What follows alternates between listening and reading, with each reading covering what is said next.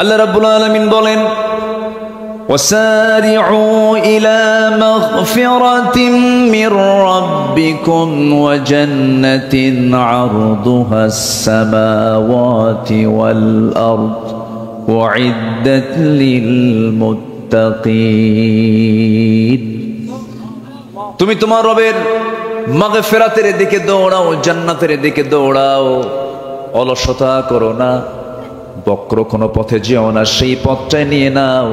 সবাই বলুন ইহদিনাস সিরাতাল মুস্তাকিম সিরাতাল্লাযীনা আন'আমতা আলাইহিম গায়রিল মাগদুবি আলাইহিম ওয়ালাদ-দাল্লিন। আমি খুব বেশি লম্বা সময় নেব না, নাতে দীর্ঘ কিছু কথা বলতে চাচ্ছি।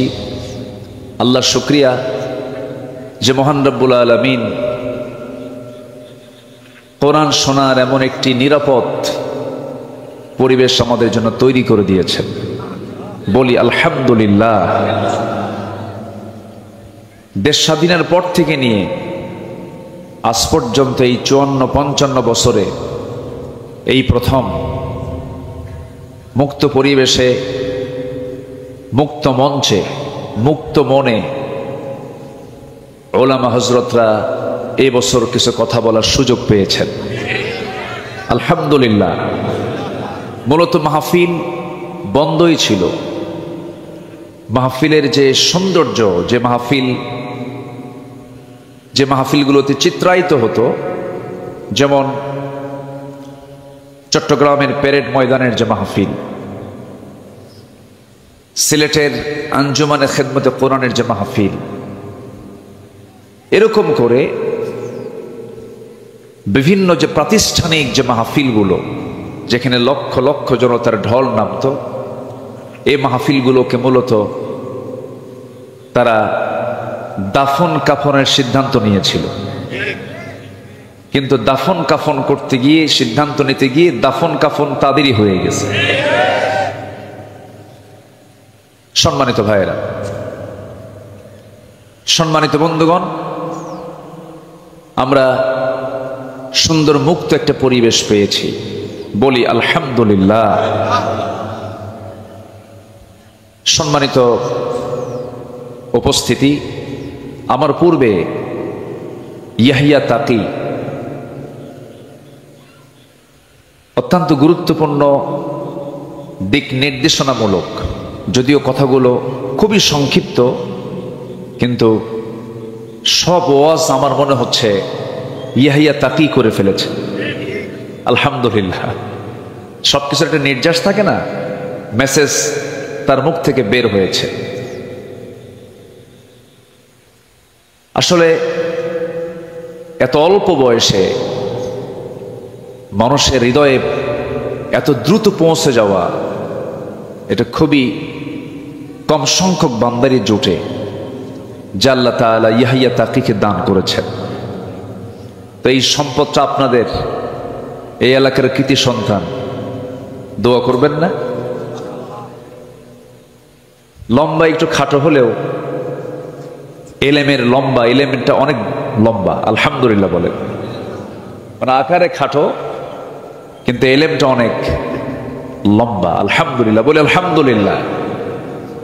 তবে খাটো মানুষের কিন্তু বুদ্ধি বেশি থাকে। আমি লম্বা, তো আমার বুদ্ধি একটু কম। খুব সুন্দর তিনি কথা বলেছেন। আমরা নেতৃত্ব দেখেছি অনেক, আমরা চাঁদাবাজকে দেখতে চাই না। আস্তে কন কেন? আমরা নেতৃত্ব দেখেছি, কিন্তু অসৎ নেতৃত্বের বুকে আমরা লাথি মারতে চাই। আমাদের সব অর্জন হয়ে যাবে যদি আমরা সৎ নেতৃত্ব যদি তৈরি করতে পারি। এজন্য আমাদের কিছু কাজ করতে হবে। ব্যক্তি গঠন, পরিবার গঠন, সমাজ গঠনে আমাকে আপনাকে চরমভাবে পরিশ্রম করতে হবে, কাজ করতে হবে। ব্যক্তি গঠন হবে কোরআন বাদ দিয়া, নাকি? আসতে বলেন কেন? আজকে দেখেন, দেশ স্বাধীন হয়েছে কত আগে। মিনিস্ট্রি অফ এডুকেশন ছিল, শিক্ষা মন্ত্রণালয় ছিল, ধর্ম মন্ত্রণালয় ছিল, তারপরে পরিকল্পনা মন্ত্রণালয় ছিল। এতগুলো মন্ত্রণালয় থাকার পরেও গোটা পৃথিবীর দ্বিতীয় বৃহত্তম মুসলিম জনপদ বাংলাদেশ, সেই দেশের বসবাস করা মুসলমান যেই কিতাবের জ্ঞান না থাকলে, যে কিতাবটাকে সহি না করে পড়লে তার কোনো ইবাদত আল্লাহ পাক কবুল করবেন না, নামাজ কবুল হবে না। সেই কোরআনটাই আজকে জাতির হাতে তুলে দিতে পারে নাই। আমি যদি বলি, এখানে যারা বসে আছেন, কোরআনটাকে শুধুমাত্র অর্থ না, ব্যাখ্যাও না, শুধুমাত্র সহি করে কোরআন পড়তে পারেন, সবার হাত কি উঠবে?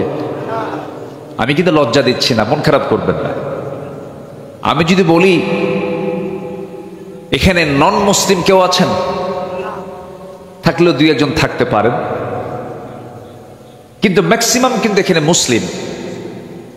অথচ মুসলিম হওয়ার পরেও, মুসলিম পরিবারে জন্মগ্রহণ করার পরেও আমি আপনি সহি করে কোরআন পড়তে পারছি না, কোরআন পড়তে পারি না। এই দোষ যদিও হ্যাঁ প্রথম ব্যক্তির হতে পারে, কিন্তু অবশ্যই আমি কেন কোরআন শিখতে পারি নাই? একটি রাষ্ট্র থাকার পরেও, যে রাষ্ট্রে একটা আইন থাকার পরেও, যেখানে শিক্ষা মন্ত্রণালয় থাকার পরেও আমি কেন কোরআনটাকে সহি করে পড়তে পারি না? এটার মূল কারণ হলো, এই ষড়যন্ত্র আজকের নয়। এই উপমহাদেশ শাসন করেছে ওই লুটেরা। ইউরোপরা এসে 200 বছর শাসন করেছে না শোষণ করেছে? শোষণ করেছে। তাদেরকে আমরা উৎখাত করেছি, তাদেরকে আমরা তাড়িয়েছি। ব্রিটিশ বিরোধী আন্দোলন করেছে এই জাতি, কিন্তু ব্রিটিশরা চলে গেলেও তাদের রেখে যাওয়া ব্রিটিশি ল প্রত্যেকটা কোর্টে, আদালত প্রাঙ্গণে আছে না নাই বলেন তো? আমাদের এলাকায় একটা গালি আছে, যদি কেউ যদি খুব বদমাইশ হয় তাকে বলে তুই তো ব্রিটিশ। এর এলাকায় আছে কিনা জানি না, তুই তো ব্রিটিশ, মানে এটা গালি একটা, এটা কি বলেন তো? গালি। কেন বলবে না? কারণ ইউরোপের সভ্যতা, আধুনিক যে ইউরোপ গড়ে উঠেছে, সব আমার দেশের সম্পদ চুরি আর লুটপাট করে। সম্মানিত ভাইয়েরা, সেই ব্রিটিশ বিরোধী আন্দোলন করে তাদেরকে তাড়ালাম, তাদের তৈরি করা আইনকে আমরা এখনো রেখে দিয়েছি, তাদের তৈরি করা সিলেবাস, কারিকুলামকে আমরা এখনো রেখে দিয়েছি। এজন্য এই জাতির এখনো ভালো করে দিন শেখা হলো না, ভালো করে কোরআন শেখা হলো না। এরপরে আবার বিগত 16 বছর খুব বরকতের সরকার ছিল। যতটুকু ছিল ইসলাম, এটাকেও তারা মুছে ফেলার সমূহ চেষ্টা করেছে। এমন কোনো ওয়ে নাই, সকল ওয়ে তারা খাটিয়েছে, কিন্তু সবচেয়ে বড় ধরা কার? আসতে বলবেন না কার? আল্লাহ আছেন না নাই? আল্লাহ ছিলেন, আছেন, থাকবেন। তিনি প্রথম, তিনি শেষ, তিনি গোপন, তিনি প্রকাশ্য। আল্লাহ রাব্বুল আলামিন বলেন, হুয়াল আউয়ালু ওয়াল আখিরু ওয়াল যাহিরু ওয়াল বাতিন ওয়া হুয়া বিকুল্লি শাইইন আলীম। তিনি প্রকাশ্য, তিনি গোপন, তিনি প্রথম, তিনি শেষ। সকল ক্ষমতা কারো হতে পারে না, সকল ক্ষমতা একমাত্র কার? সকল ক্ষমতা কার? আল্লাহ। এদেশের জনগণ ভাবছিল না মরা পর্যন্ত উপায় নাই। আল্লাহ কয় এত হতাশ হলে হয়? আমি কি আল্লাহ নাই? আলাইসাল্লাহু বিকাফিন আবদা, বান্দার জন্য যথেষ্ট কে? আসতে বলবেন না কে? আমরা চাওয়ার চাইতে বেশি পেয়ে গেছি, এটা যেন আমাদেরকে বিপদে না ফেলে। আবার কেমন যেন মনে হচ্ছে আমার কাছে, আমরা বেশি মনে হয় পেয়ে গেছি। এটার জন্য আমরা যেন এই বিগত 16 বছর, ফেরাউন বেঁচে ছিল হলো 1600 বছর, এরা ছিল 16 বছর, সংখ্যার যে মিল হলো কেমনে বুঝলাম। এটা সংখ্যার মিল আছে কিনা বলেন?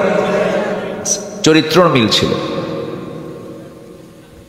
ফেরাউন এমন কোন আকাম কুকাম নাই যা ছিল না। তার ক্ষমতা থাকার জন্য ইউযাব্বিহুনা আবনাআকুম ওয়া ইস্তাহয়ুনা নিসাআকুম, ছেলের সন্তানগুলোকে একদম জিন্দায় মেরে ফেলতো, মেয়ের সন্তানগুলোকে জীবিত রাখত। কেন?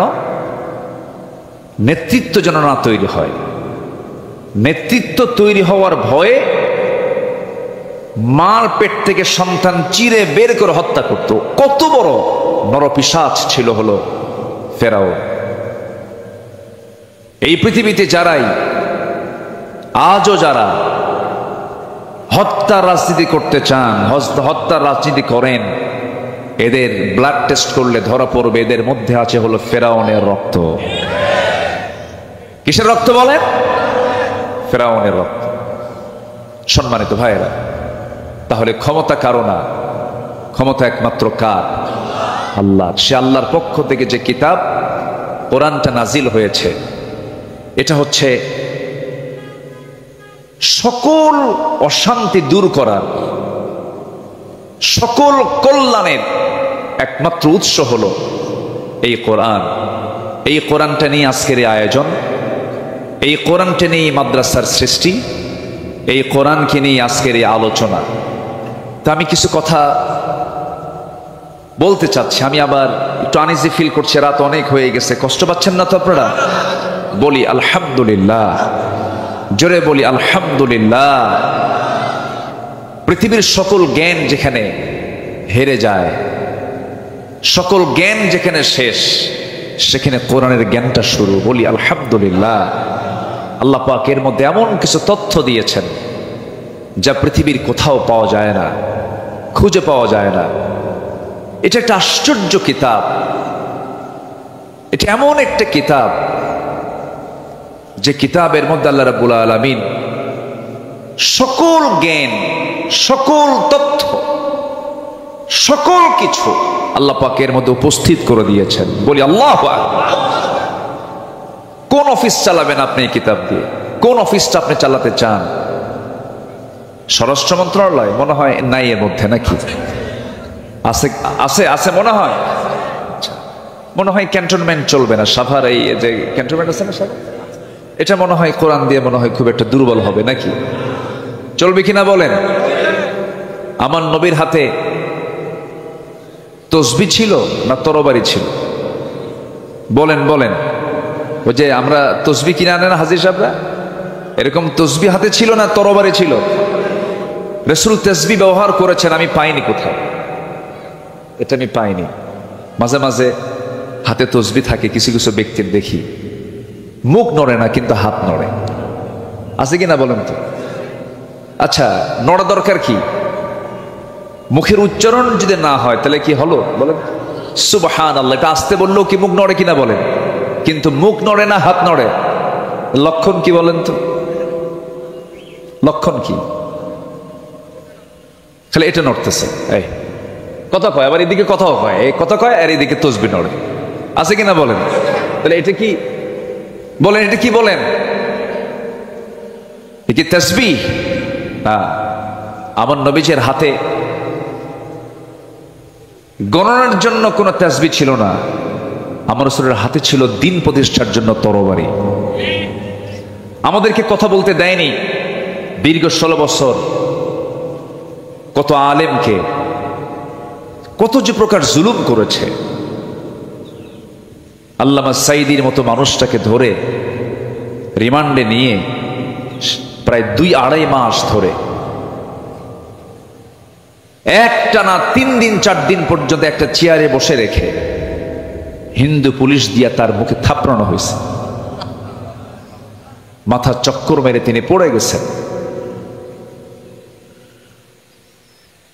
সম্মানিত ভাইয়েরা, আল্লাহ কি শোনেন না? আল্লাহ শোনেন কিনা বলেন? আল্লাহ শোনেন। চোখের পানিতে যায় নামাজ ভিজে গেছে, চোখের পানিতে জেলখানার বালিশ ভিজে গেছে। আজকের যিনি মেহমান কথা বলবেন, আমার প্রিয় ভাই খালিদ সাইফুল্লাহ আইয়ুবী, তার হাত ভেঙে দেওয়া হয়েছে।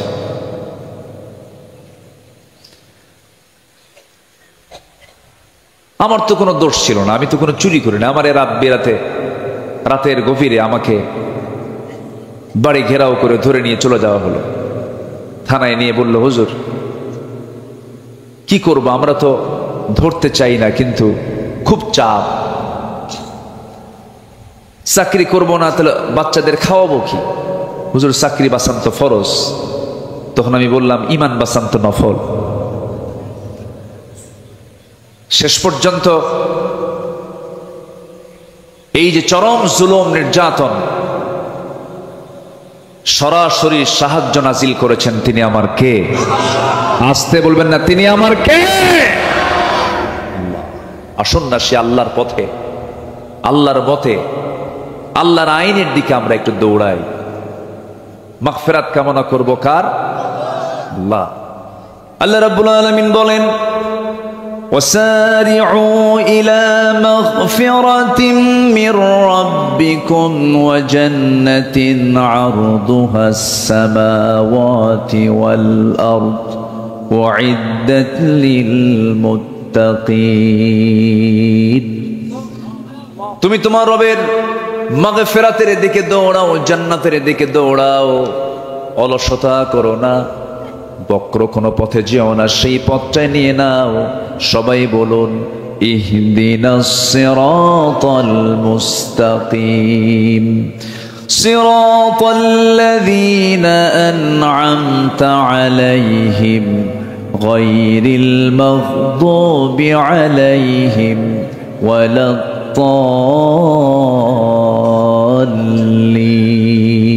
এরপরে আর একটু জোরে বলুন না ভাই। আল্লাহর পথে টিকে থাকতে হবে। ইমান টানা সহজ, কিন্তু ইমানের উপরে টিকে থাকাটা কঠিন। নবীর হাতে বায়াত নিয়ে দিন গ্রহণ করে বেঈমান হয়ে মারা গেছে এমন রেকর্ড আছে না নাই? নবীর চেহারা দেখে, নবীর বয়ান শুনে, নবীর হাতে হাত রেখে ইমান গ্রহণ করার পরে আবিসিনিয়াতে হিজরত করে পর্যন্ত চলে গেছে, সেখানে খ্রিস্টান হয়ে দুনিয়া থেকে বিদায় নিয়েছে।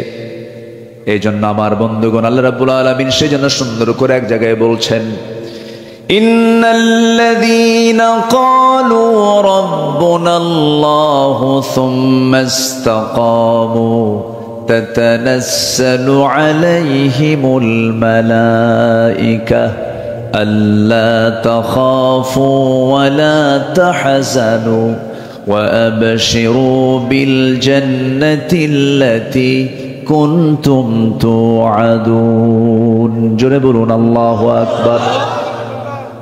যারা ঈমান আনবে এবং তার উপরে টিকে থাকবে তাদের জন্যই তো জান্নাত।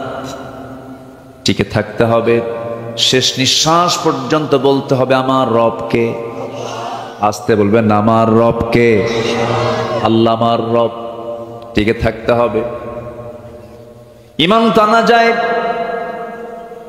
কিন্তু ঈমান আনার পরে হাজারো বাধা আপনার সামনে, আপনার জীবনে চলে আসবে। হাজারো ঝামেলা আসুক না কেন, মহামুসিবত আসুক না কেন, সেই সময় প্রকৃত যারা ঈমানদার তাদের জবান থেকে বের হবে কি? আল্লাযীনা ইযা আসাবাতুহুম মুসিবাতুন ক্বালু ইন্না লিল্লাহি ওয়া ইন্না ইলাইহি রাজিউন। জোরে বলুন আল্লাহু আকবার। যখন কোনো বিপদ আসবে, ভাবতে হবে আল্লাহর সাহায্য, আল্লাহ পাক আমার প্রতি সাহায্য নাজিল করবেন। আশাদ্দুন নাসি বালাউল আম্বিয়া সুম্মাল আমসাল ফাল আমসাল। এই জগতে আদম থেকে শুরু করে নিয়ে আজ পর্যন্ত যত মানুষ পাঠিয়েছেন এবং পাঠাবেন, এর মধ্যে সবচেয়ে বড় বালা মুসিবত এসেছে হলো নবীদের উপরে, এবং তারপরে যত বালা মুসিবত আসছে আমার আল্লাহর যারা পছন্দের বান্দা তাদের উপরে। তাহলে বালা মুসিবত বিপদ আল্লাহ পাক দেন, বিপদ আসবে, মুসিবত আসবে, কিন্তু চ্যালেঞ্জ ধরে রাখতে হবে হলো ইমানের। ইমান যেন আমার ছুটে না যায়। ইমান চলে গেল তো সব চলে গেল। সম্মানিত ভাইয়েরা, আর সেই ইমানকে ধরে রাখার জন্য যে ইলম দরকার, যে জ্ঞান দরকার, জ্ঞান এটা এমন একটি সম্পদ যে জ্ঞানী হয় শয়তান তাকে ধোঁকা দিতে পারে না। শয়তান তাকে কি করতে পারে না? ধোঁকা দিতে পারে না। শয়তান মূর্খের কাছে গিয়ে যত আরাম পায়, জ্ঞানীর কাছে গিয়ে সেই মজাটা পায় না। এজন্য আল্লাহ তাআলার প্রথম হুকুম কি বলেন তো? পড়ো।